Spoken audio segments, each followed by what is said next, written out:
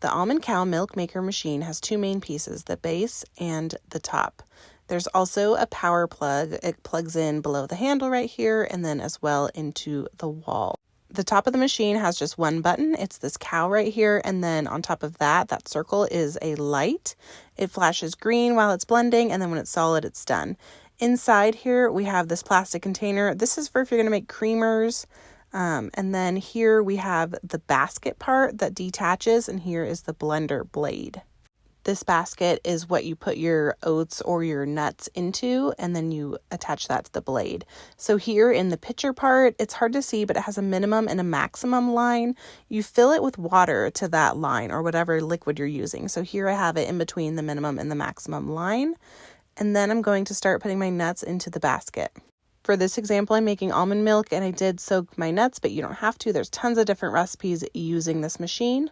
The basket has these fine mesh holes, that's for the straining, and then there are measurement markers between half a cup and a cup. That's usually the amount it calls for.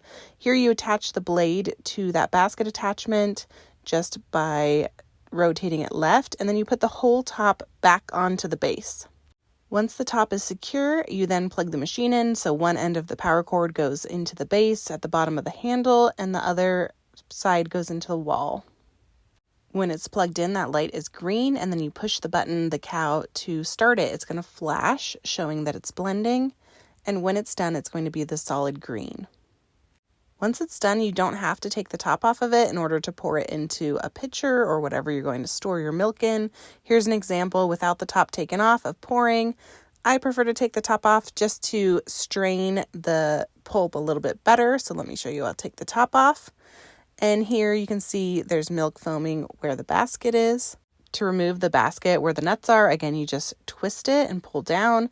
And here's what the pulp looks like when it's done. To wash the machine, I simply run everything under hot water pretty soon after I empty the pitcher. I try to avoid getting water into any of the plug ports or where the top of the pitcher connects to the bottom.